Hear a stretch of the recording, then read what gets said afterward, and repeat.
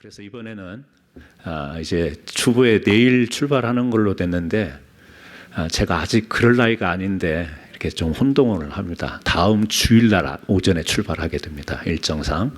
그래서 아프리카 지역에 가서 2월 13일까지 여러 곳을 다니면서 현지 사역자들 말씀을 가르치게 되는 이런 사역을 하고 돌아오게 됩니다. 물론 다녀와서 이제 사역 보고를 할 수도 있지만 우리 성도님들과 함께 선교사님이 선교지에 가는 동안에 우리는 함께 뒤에서 기도하기를 원해서 선교사님이 어떤 사역을 하는지 좀 구체적으로 알아야 우리가 기도할 수 있지 않겠어요? 막연하게 선교사님 선교지에 갔는데 지켜주세요 이런 기도보다는 또 그곳에서 귀한 교육의 열매가 맺혀지기를 바라는 마음으로 우리가 기도하기를 원하는데, 그래서 오늘은 선교사님이 가기 전에 우리에게 그 아프리카 선교에 대한 간략한 말씀을 좀 전해 주시고자 제가 부탁을 드렸습니다.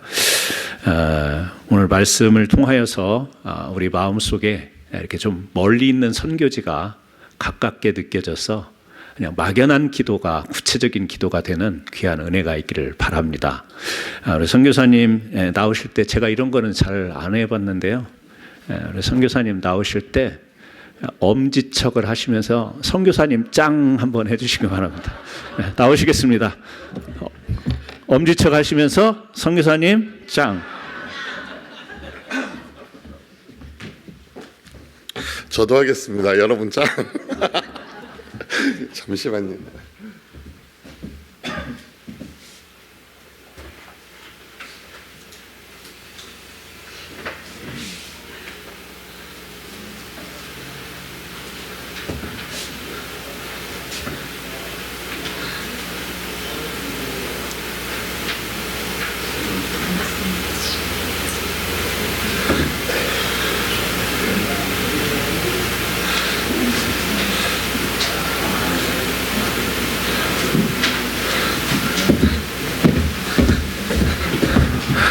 잘 보이실는지 모르겠습니다. 네.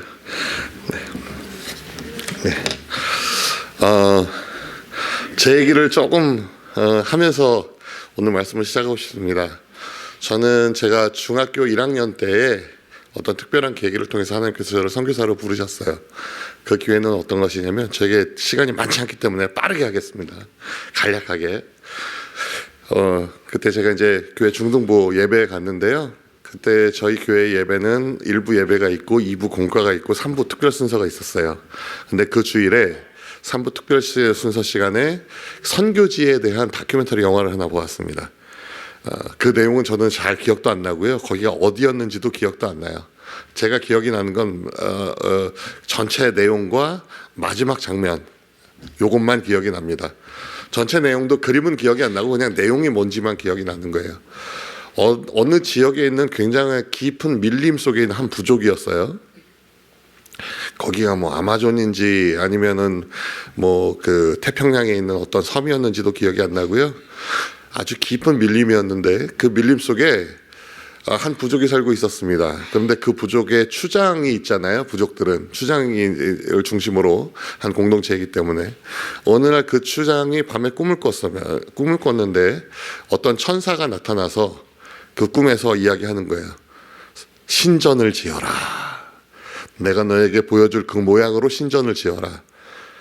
그러니까 이 추장이 의아하잖아요. 자기가 지을 신전에 그 모실 신이 누군지도 모르는데, 그래서 이 추장이 아니 제가 그 신이 누군지를 알아야지 그 신을 위한 신전을 짓지 않겠습니까? 그랬더니 천사가 하는 이야기가 네가 지금은 그 신이 누구인지 모르겠지만 얼마 지나지 않아서 너희 부족 밖에서부터 하얀 사람들이 와서 그 신이 누구인지 너에게 가르쳐 줄 것이다. 그러니 내가 너에게 보여주는 이 모양대로 신전을 미리 지어라. 그때를 대비해서 라고 이야기했습니다. 그리고 추장이 꿈에서 깼는데 이 꿈이 너무 생생한 거예요. 더군다나 그런 부족에서 어떤 신의 계시와 관련된 그런 꿈이면 굉장히 중요하고 이것을 안 하면 마치 저주를 받을 것 같은 그런 느낌이 있지 않습니까? 그런 부족들은. 그래서 부족들을 이 추장이 잠에서 깨어나서 부족 전체를 다 소집했습니다. 그리고 꿈 얘기를 하고 우리가 이러이러한 신전을 짓자라고 이야기를 했습니다. 그리고 그 신전을 지었어요. 그 다큐멘터리 마지막 장면, 제가 기억하는 마지막 장면이 이렇습니다. 사람 키보다 더 높이 길게 자란 그 풀숲을 이렇게 헤치고 가는 거예요. 정글이니까. 카메라가 이렇게 가는데 그 앞에서 풀숲을 이렇게 헤치고 가는데 그 마지막 풀을 이렇게 헤쳤을 때 거기에 굉장히 아름답지 않은, 너무나 단순하게 생긴 그 부족 스타일의 그 건물이 있지 않습니까? 그냥 나무를 대충 잘라가지고 이렇게 만들어 놓은 그런 아주 단순한 집이 그 앞에 있었습니다. 그리고 그 카메라가 그 건물을 아래서부터 위쪽으로 이렇게 올라가는데요. 제가 그 순간에 그냥 이렇게 보고 있다가 지금도 좀 가슴이 그런데 그 순간에 제가 머리를 한 대 딱 맞은 것 같은 느낌이 뭔지를 그때 처음 체험했습니다. 왜냐하면 그 신전의 꼭대기에 십자가가 걸려 있었기 때문이에요. 복음을 한 번도 들어보지 못한 이 부족에서 신전을 지었는데 그 신전의 꼭대기에 십자가가 걸려 있었습니다. 저는 너무 놀랐어요. 그리고 정신을 제가 좀 이렇게 정신을 잃은 건 아니지만 정신을 제가 좀 잃었어요. 그래서 여러분 은혜 받으실 때 은혜가 나에게 올 것 같다 하시면 여러분 마음을 강팍하게 하셔야 큰일을 안 당합니다. 저는 마음을 강팍하게 하지 못했어요 그때. 그래서 영화가 끝나고 나서 저희 전도사님께서 앞에 나오셔서 이렇게 말씀하셨습니다. 지금도 전 세계에는 이와 같이 예수 그리스도의 복음을 기다리고 있는 사람들이 너무나 많이 있다. 그러니 하나님께서 많은 선교사들을 일으키셔서 그곳에 복음이 들어가도록 우리가 기도하자. 근데 저는 정신을 이미 잃었다고 말씀드렸잖아요. 그러니까 은혜를 받지 말았어야 되는데 제가 은혜를 받았어요.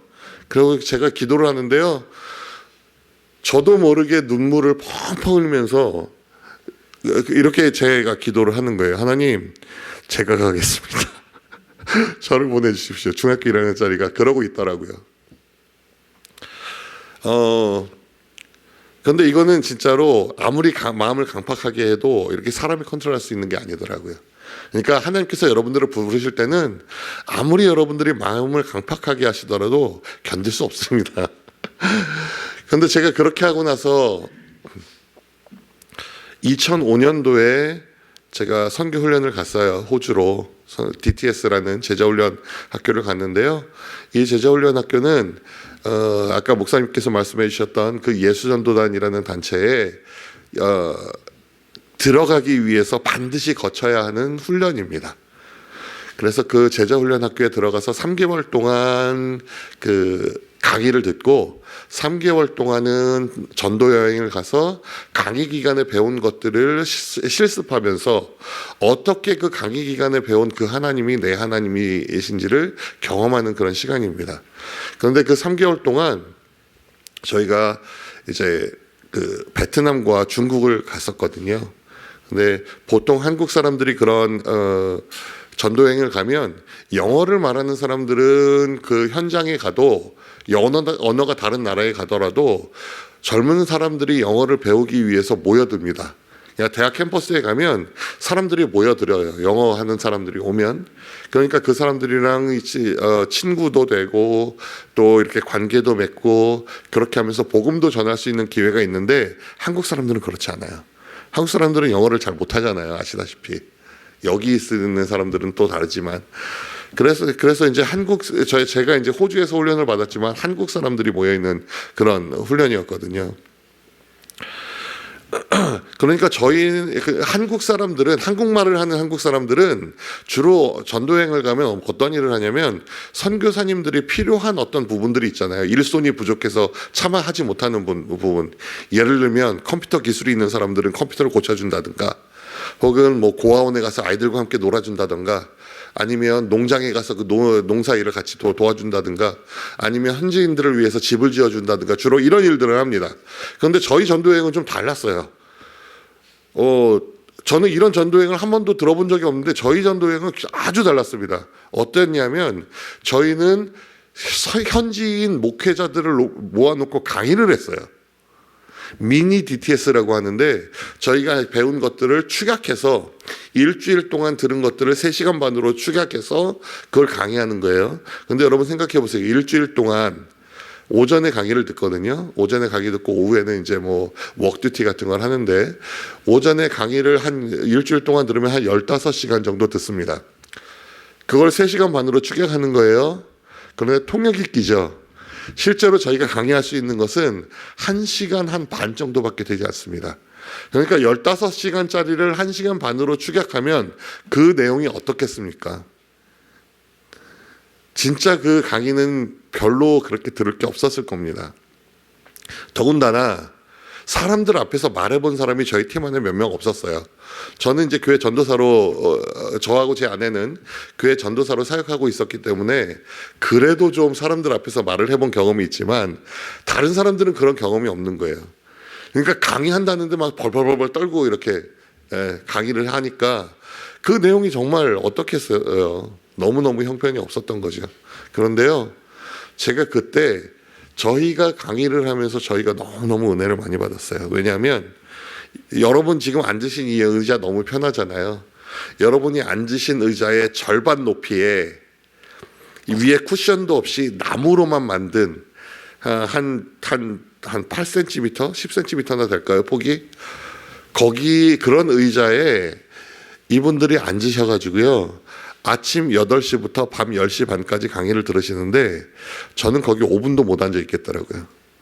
저는 이렇게 살집이 두툼한데도 5분 앉아 있기가 힘들어요. 엉덩이가 아파서. 근데 그분들은 오전 8시부터 저녁 10시 반까지 식사 시간 제외하고 단 한 번도 움직이지 않으세요.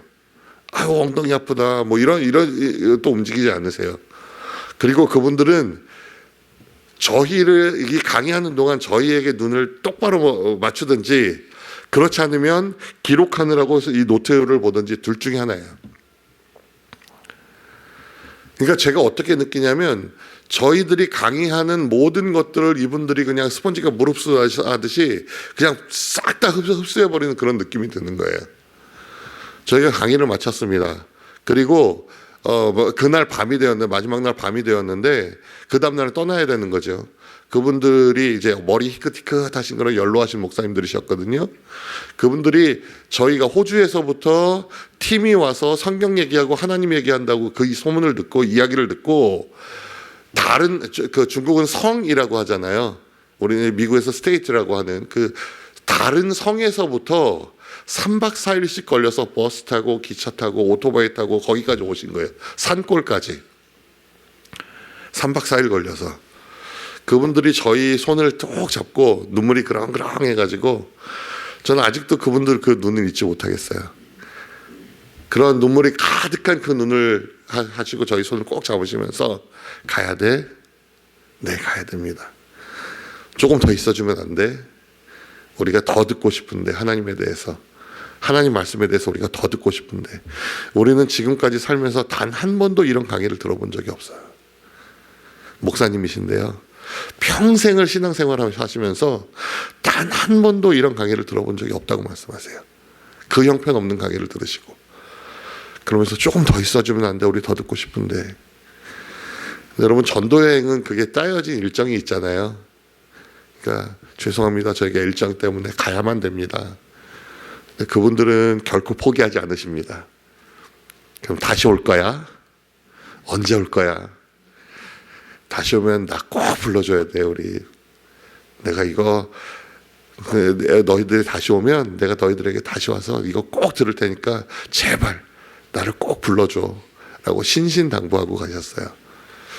안타깝게도 그 지역은 다시는 방문하지 못했습니다. 워낙 산골짜기였고 가이드가 없이는 그곳에 갈 수가 없는 지역이라서 그곳은 가지는 못했지만 그 외에 중국이라든가 다른 여러 지역들은 많이 갔던 그런 일이었습니다. 그 일이 마치고 나서 이제 훈련이 다 마쳐졌죠. 훈련이 마쳐지고 나서 저희가 이제 일본에서 1년 정도 있었는데요.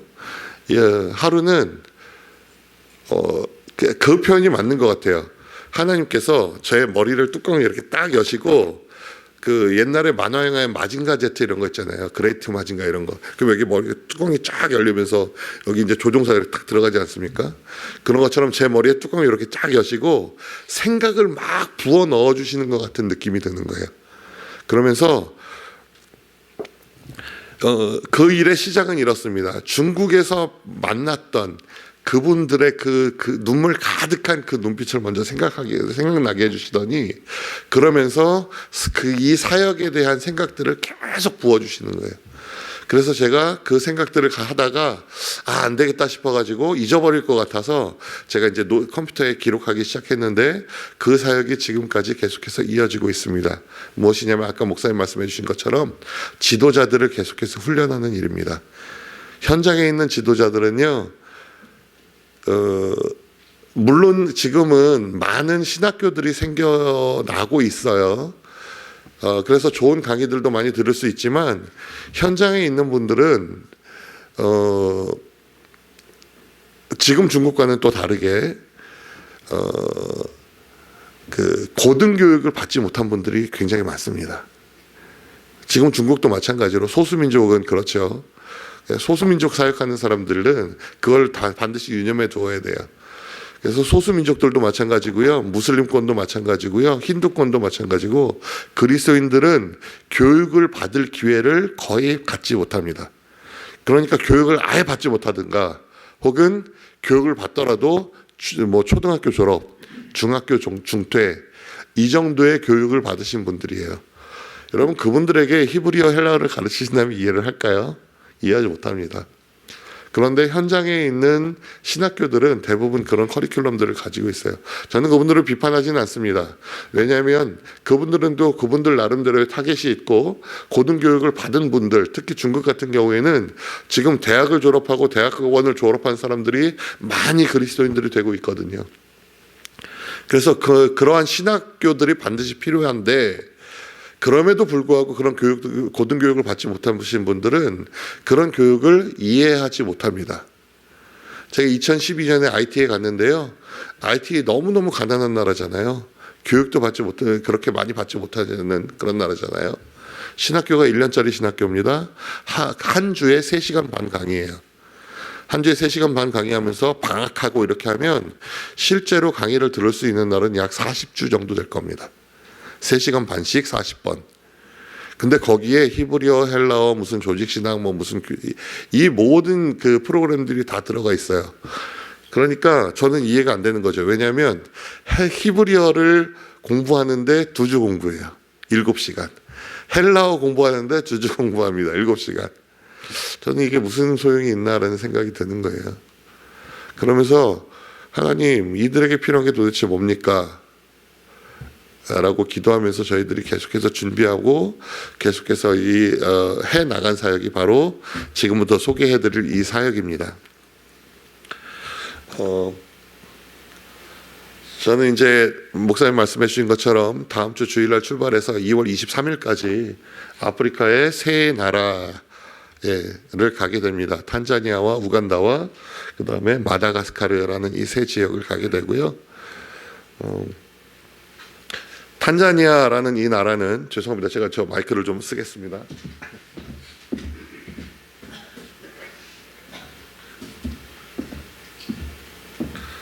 네. 이 나라들에 대해서 간략하게만 소개를 드리겠습니다. 면적은 우리나라 남한보다 약 9.5배 정도 됩니다. 그러니까 95만 제곱킬로미터 정도 되는 이런 지역이고요. 인구는 2015년 기준으로 약 4,750만 정도 됩니다. 언어는 스와힐리어라는 아프리카 사람들이 가장 많이 사용하는 언어가 스와힐리어인데 그 스와힐리어와 영어를 사용하고 있고 종교는 여러분 놀라시겠지만 기독교가 63.1%입니다. 굉장하죠?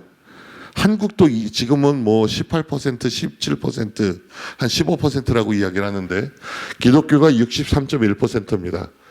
그리고 이슬람이 34.1%고요.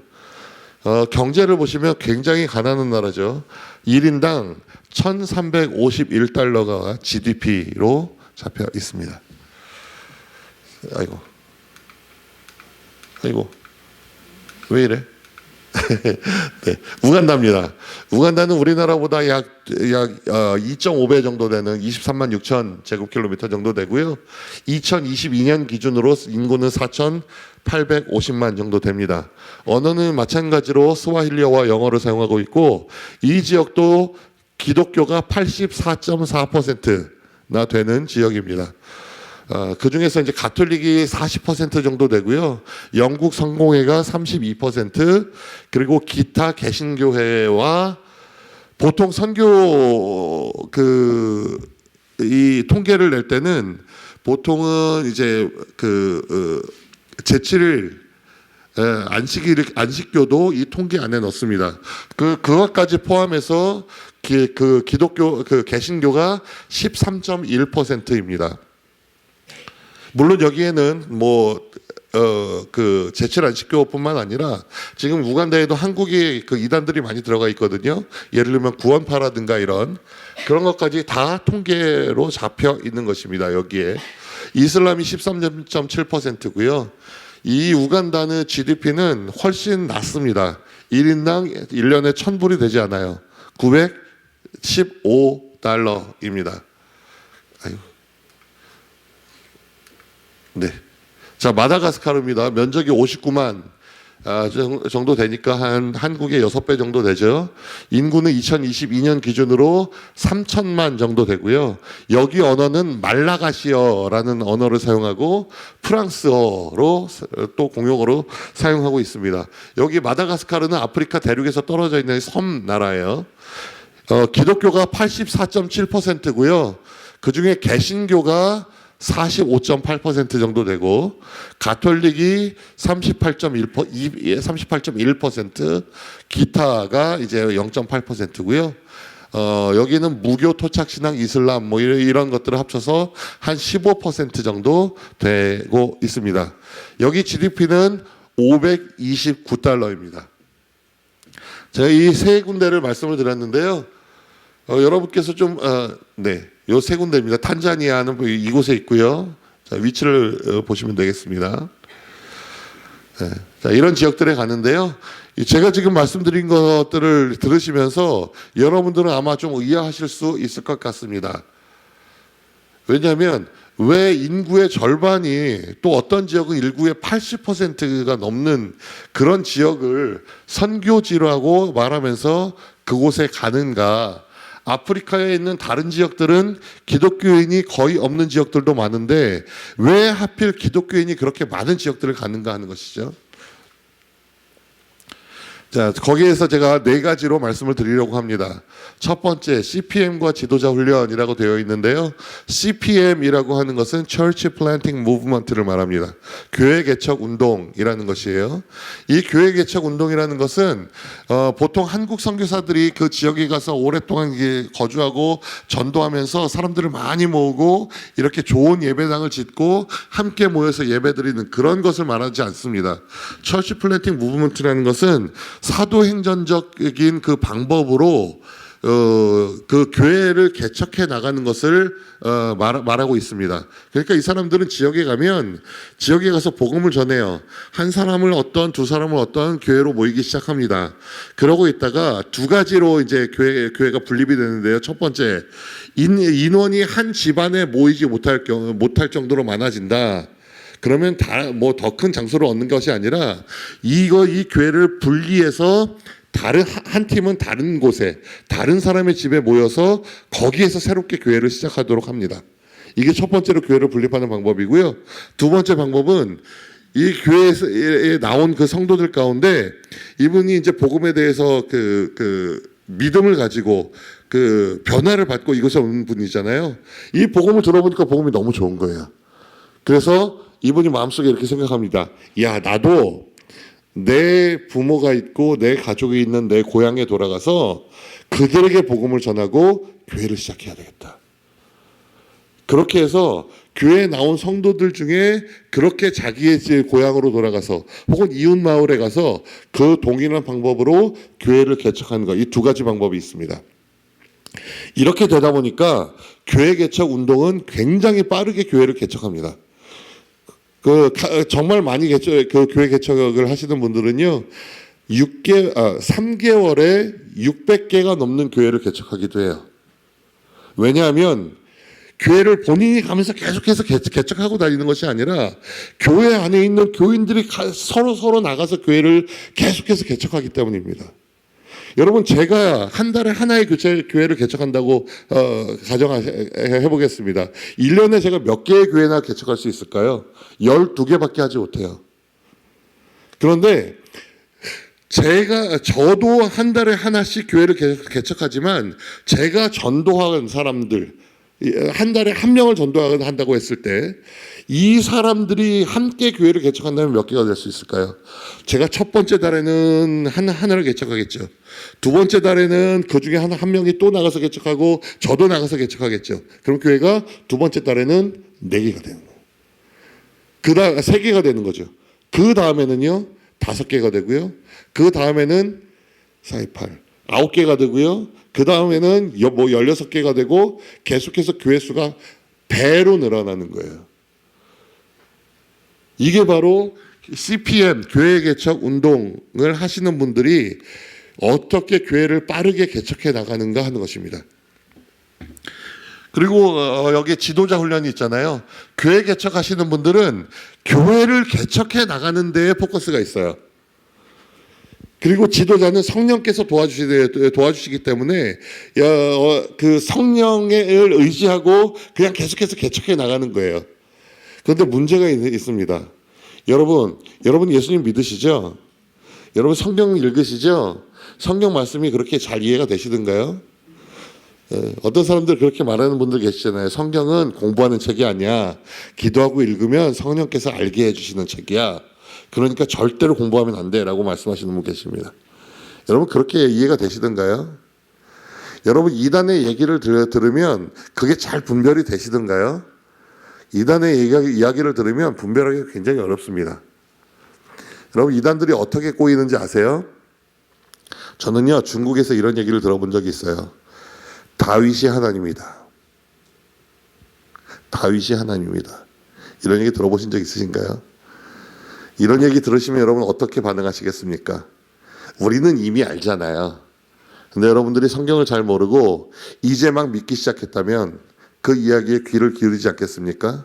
이렇게 이야기를 합니다. 내가 성경을 보니까 메시아가 다윗의 자손이고 예수님이 메시아인데 예수님이 하나님의 아들이라고 얘기를 하더라.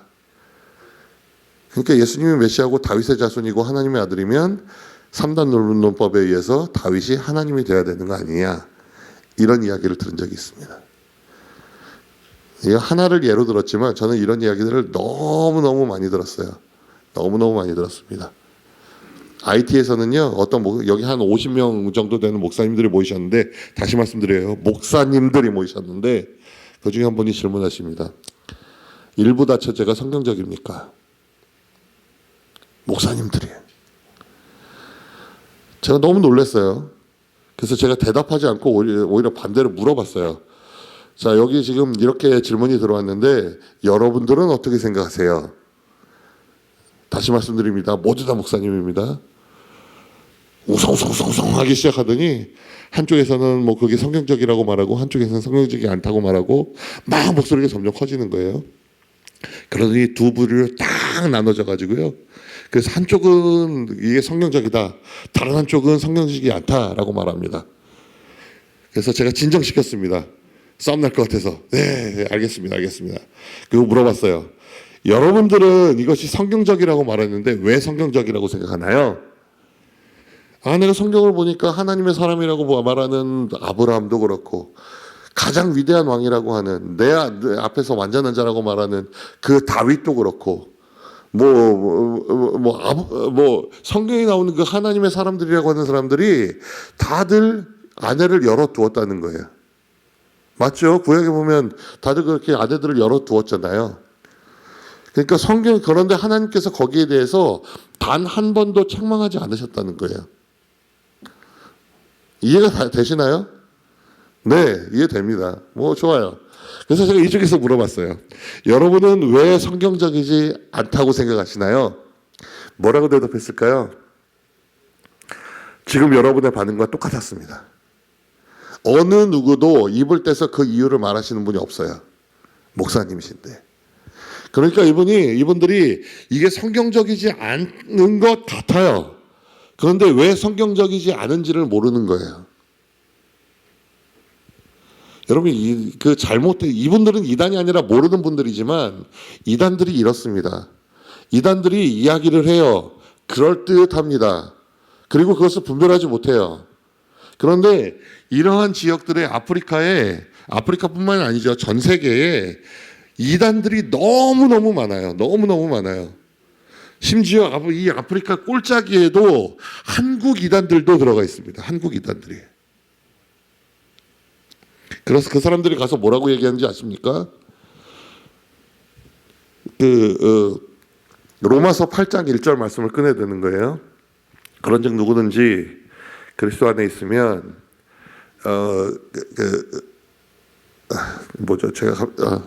제가 고린도 후서 말씀하고 5장 17절 말씀하고 로마서 8장 1절 말씀하고 늘 헷갈려요. 그런즉 그리스도 안에 있는 사람들에게는 결코 정죄함이 없나니 이는 생명의 성령의 법이 죄와 사망의 법에서 너를 해방하였습니다. 이 구절이 있습니다. 그리고 나서 이렇게 이야기합니다. 누구든지 그리스도 안에 있으면 결코 정죄함이 없습니다. 그 말은 그리스도를 믿는 모든 사람들은 어떻게 살아도 그것이 죄가 되지 않습니다. 라고 말하는 거예요. 그러니 여러분이 구원받은 사람이라면 결코 회개를 할 필요가 없습니다. 더 이상. 왜냐하면 여러분이 하는 어떠한 행동도 죄가 되지 않기 때문입니다. 여러분이 구원파잖아요. 또 다른 예를 들어볼까요? 창세기 1장 27절을 읽습니다. 하나님이 이렇게 말씀하시죠. 우리가 우리의 모양대로 우리의 형상대로 사람을 만들자. 그리고 그들로 하여금 이 땅을 다스리게 하자. 라고 말씀하시면서 하나님께서 하나님의 형상대로 사람을 만드시되 남자와 여자를 창조하셨다. 이렇게 말하고 있습니다. 다시 한번 말씀드릴게요. 하나님께서 하나님의 형상대로 남자와 여자를 창조하셨어요. 이게 무슨 말일까요? 하나님의 형상에는 남자가 있고 여자가 있다는 말입니다. 그러니까 하나님은요, 아버지 하나님이 있고 어머니 하나님이 있습니다. 또 하나 증거를 들어볼까요? 여러분, 갈라디아서 4장에 보시면 바울이 이렇게 말하고 있어요. 위에 있는 예루살렘은 우리의 어머니시다. 그러니까 하늘에는 아버지 하나님만 계신 것이 아니라 어머니 하나님이 계시다고 바울이 이야기하고 있습니다. 누가 이런 얘기를 하는지 아세요? 안상홍 증인회, 한국의 하나님의 교회라고 불리우는 그 사람들이 이렇게 주장합니다. 그래서 그 사람들은 장길자라는 사람, 안상홍의 그 부인을 어머니 하나님으로 모십니다. 여러분, 이거 분별하실 수 있으시겠어요? 만일에 여러분들이 뭔가 좀 이상한데, 그렇지만 정확하게 모르겠어, 이렇게 생각하신다면 이 사람들은 어떨까요? 전혀 훈련받지도 못한 사람들. 자, 그래서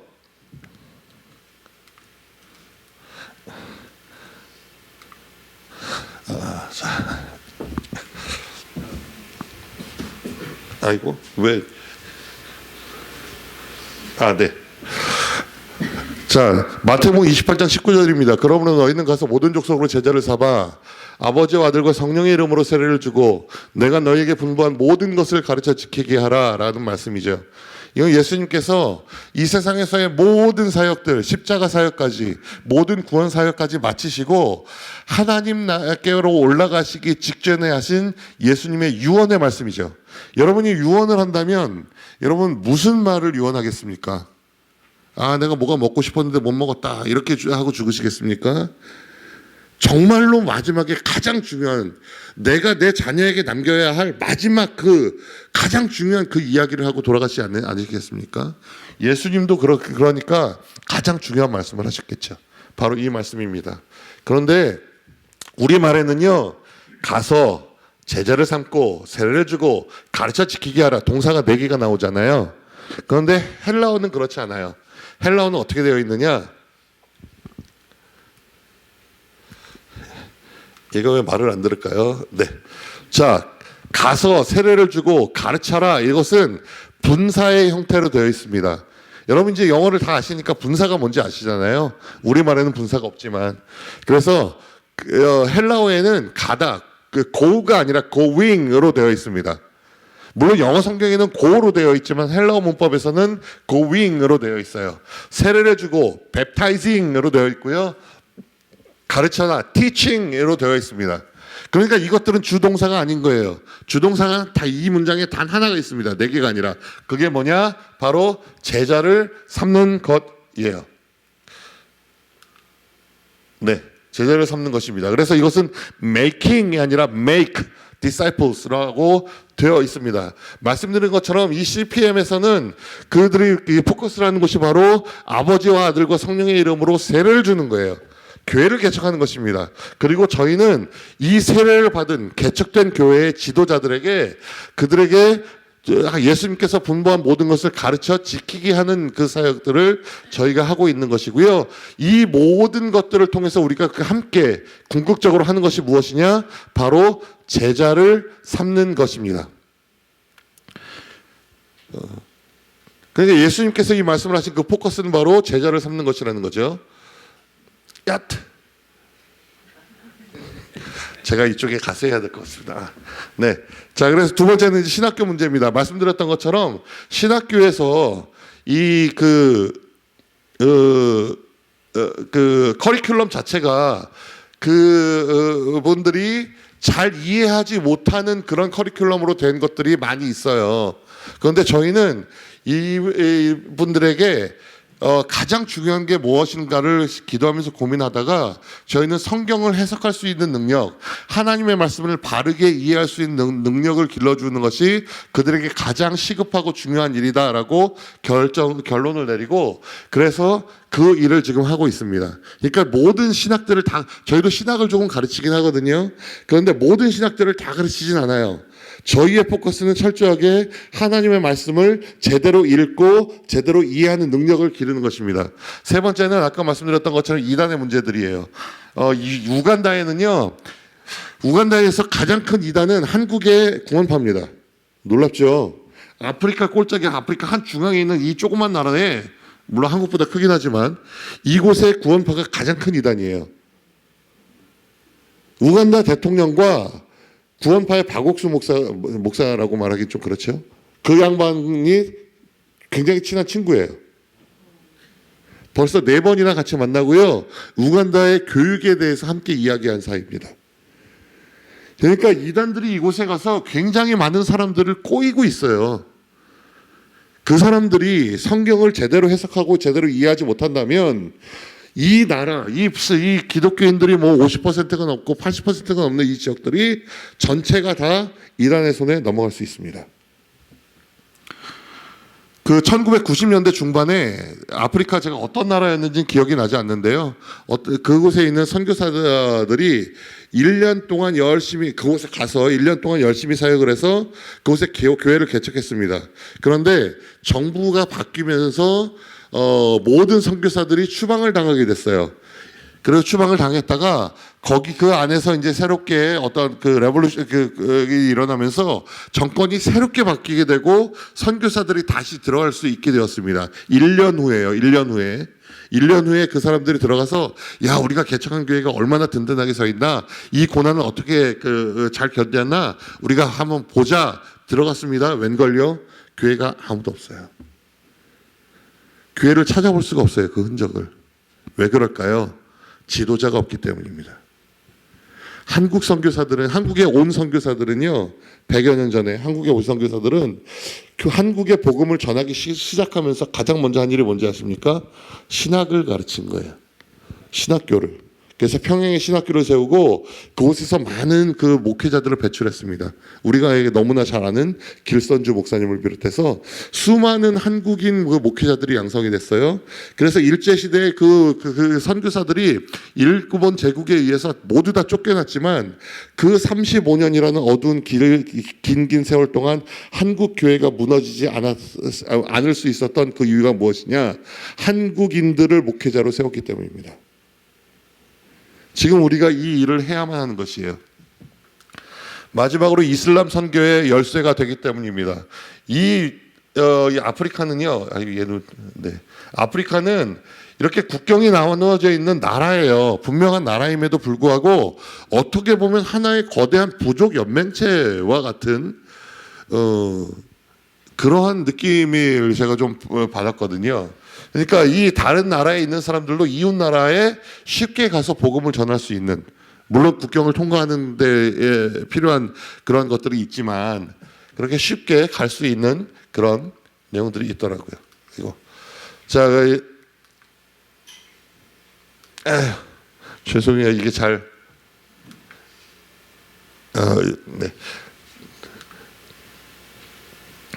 자, 이 지도를 보시면 왼쪽에 있는 이 파란색 지역이 있고요.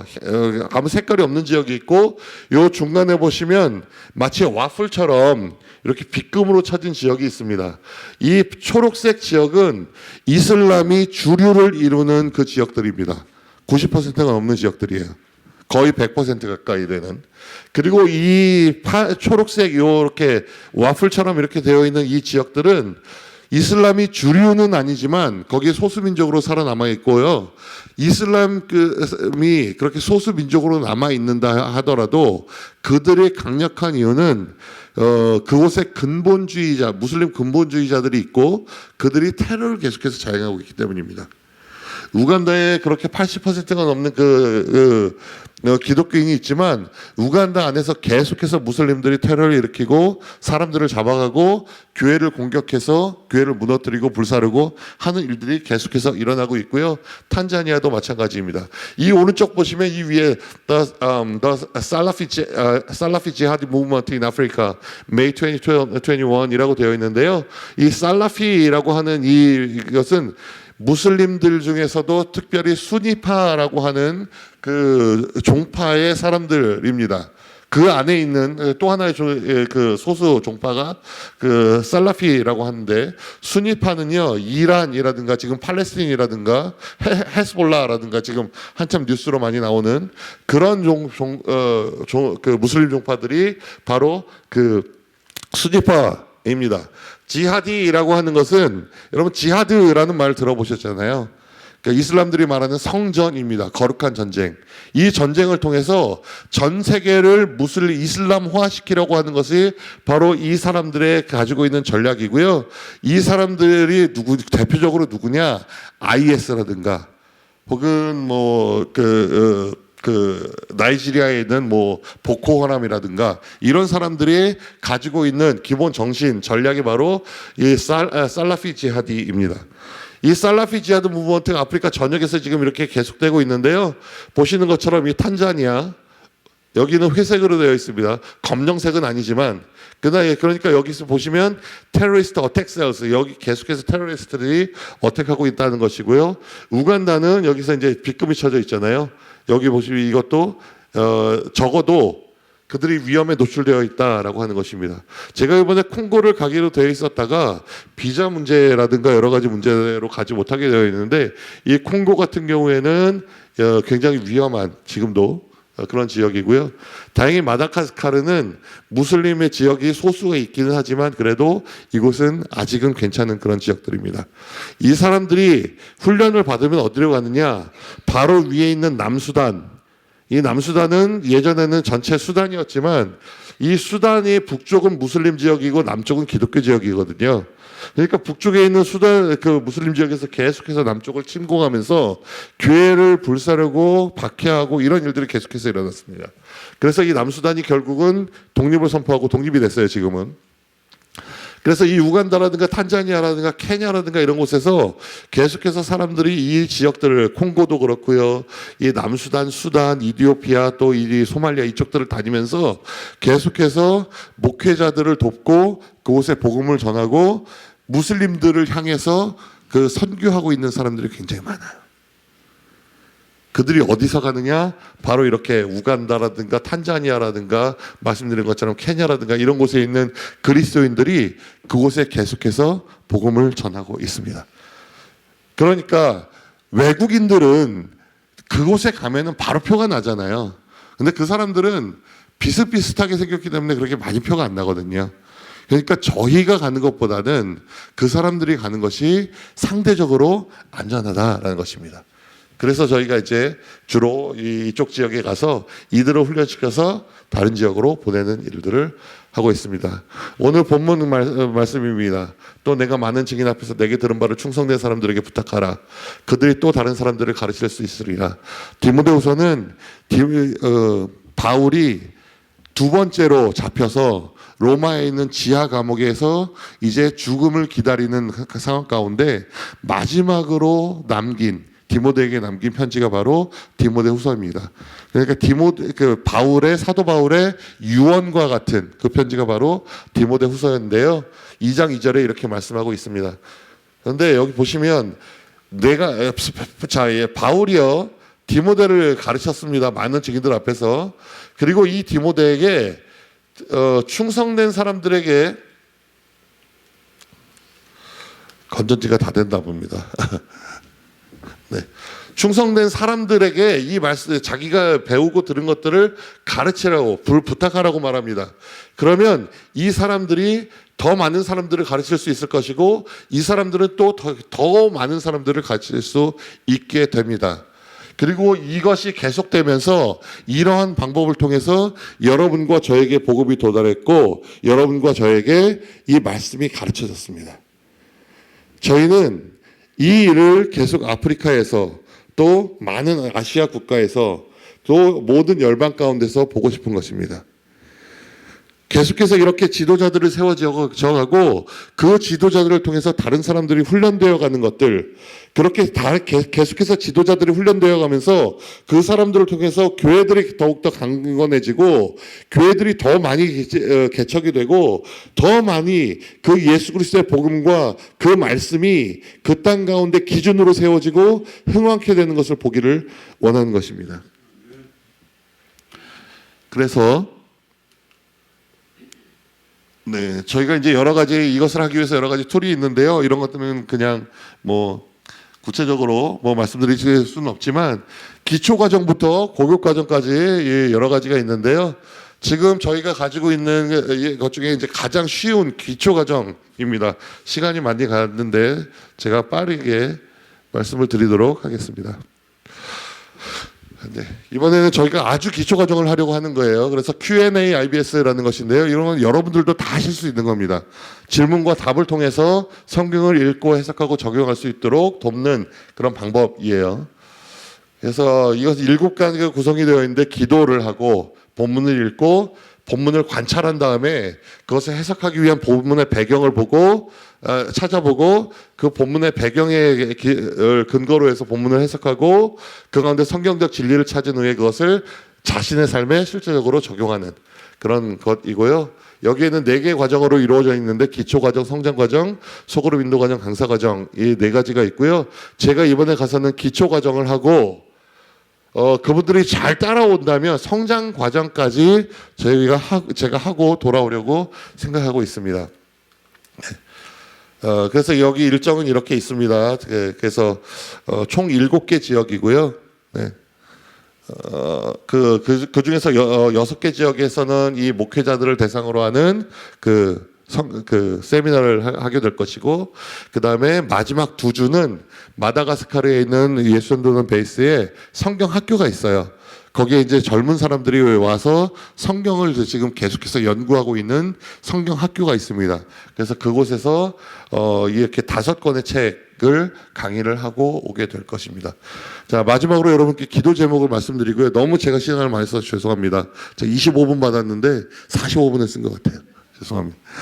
네, 기도 제목 모든 일정 가운데 하나님의 은혜가 부어지도록 여러분 기도해 주십시오. 특별히 이 말씀을 전하는 저뿐만이 아니라 그곳에서 말씀을 듣고 스스로 공부해야 하는 그 목회자들, 그 지도자들에게 더 하나님의 그 지혜와 지식과 그 풍성한 은혜가 넘치도록 부어질 수 있도록 여러분 기도해 주시기를 부탁드리고요.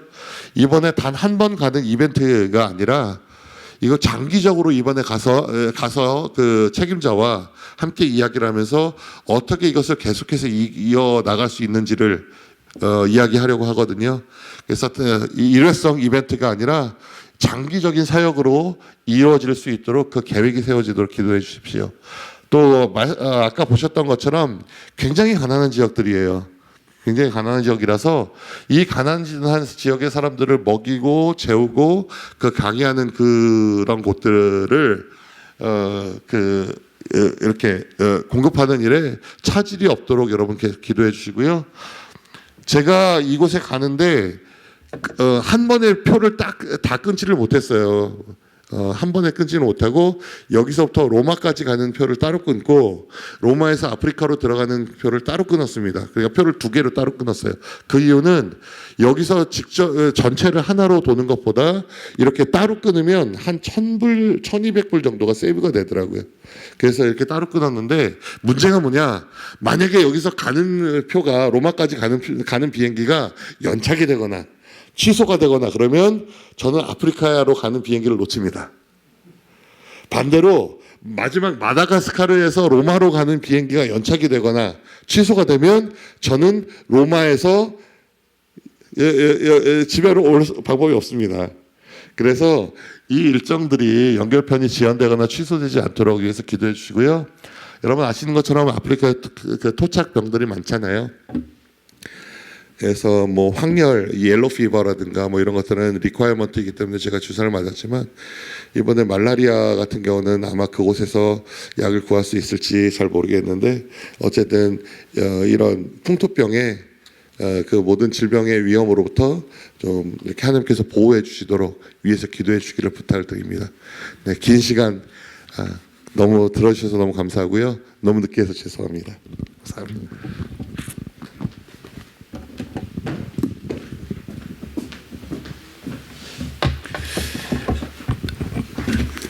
예, 우리 선교지 아프리카 특별히 이번에 선교사님 방문하는 지역을 우리는 잘 모르고 있는 지역이고 또 선교사님의 사역을 잘 모르는데 오늘 소개 시간을 통해서 좀 이해할 수 있어서 감사하게 생각합니다.